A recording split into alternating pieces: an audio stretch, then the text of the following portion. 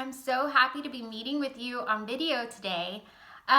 Today I'm going to be reading you a book that really follows along and dances with the big idea of traveling around the world and seeing all sorts of new things, which a lot of you guys have been doing this week.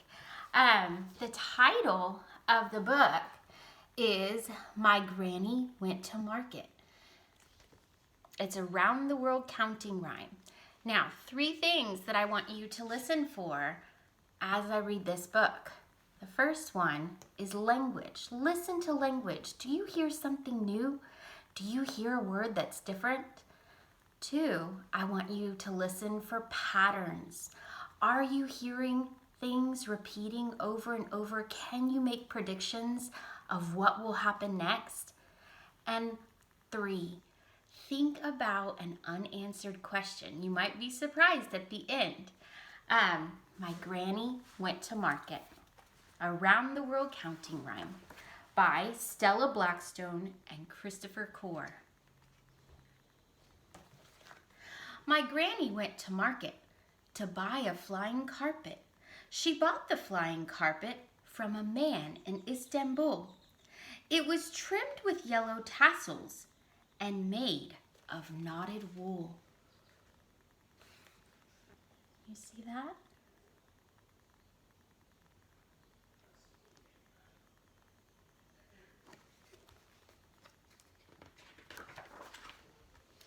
Next she went to Thailand and flew down from the sky to buy herself 2 temple cats, Puyin and Puchai. Puyin means little girl and Puchai means little boy. Look at the beautiful illustrations.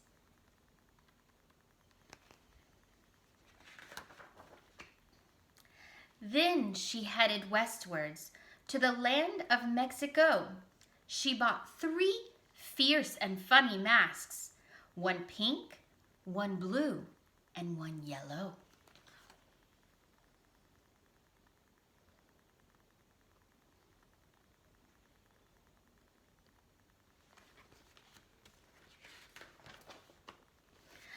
The flying carpet seemed to know exactly where to take her. They went to China next to buy 4 lanterns made of paper. The symbol on the lanterns, you'll see, means double happiness. Do you see the symbol on the lanterns?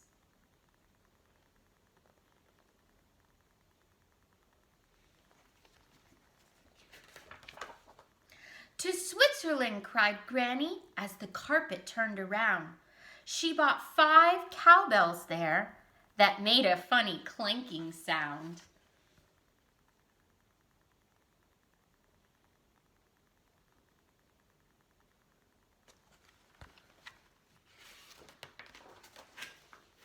Now Africa, sang Granny, we must wake the morning sun.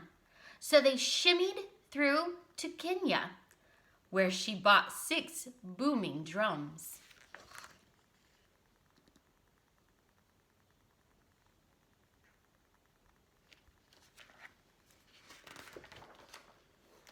Next they headed northwards, past the homes of mountain trolls, to stop a while in Russia for 7 nesting dolls.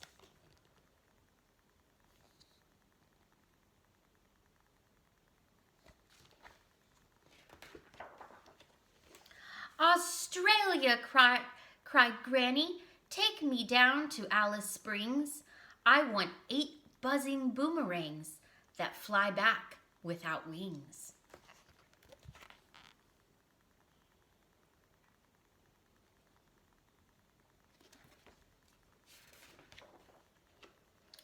Then Granny sighed, I've bought so much, but nothing Japanese.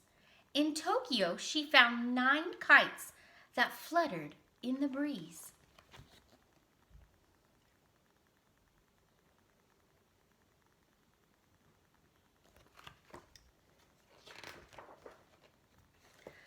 But best of all, she met me in the mountains of Peru, where she gave me 10 black llamas and a magic carpet too.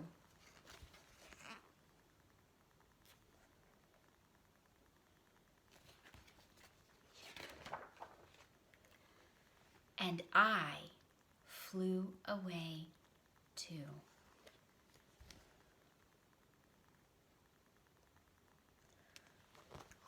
Now, scholars, I want you to think and go back to those 3 questions I posed before we started our reading.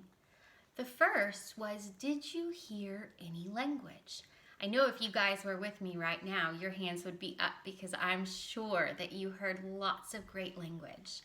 One word that I found, and I really, really loved the sound that it made when it left my tongue. Let's see here.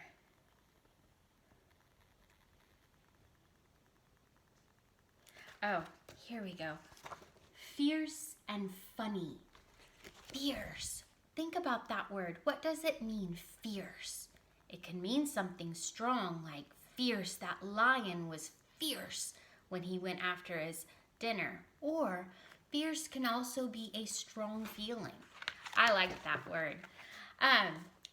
2, the second thing that I wanted you guys to do was listen for patterns. I heard a lot of patterns, and I know if you were here, you would be raising your hand because I'm sure you did too.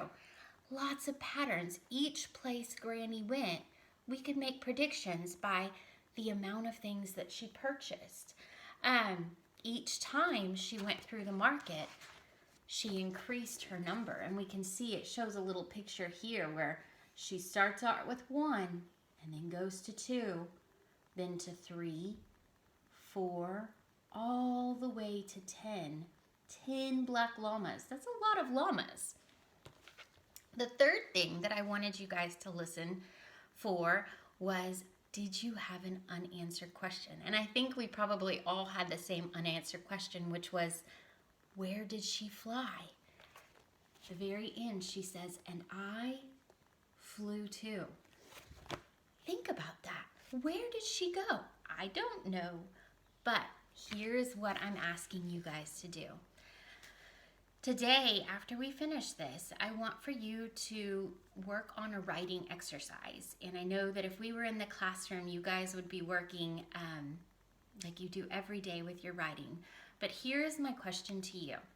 If you had a magic flying carpet, where would you go? Well, I'm going to show you exactly where Mrs. Hall would go. And I hope that you guys follow along. I love you all so very much. And here we go. Let's see. So let's see if I can turn this around. I don't know if I can turn this around. Okay, so I'm going to write, if I had a magic carpet,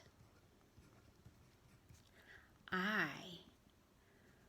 would fly back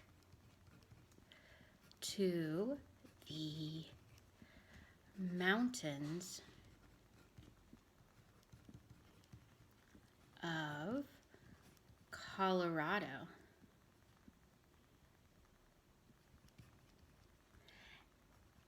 and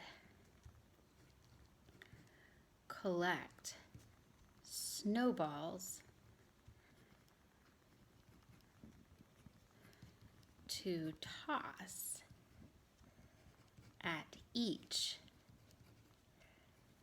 of you. There. Okay, I don't know if you can see this. Oh, it would all be backwards. Shoot.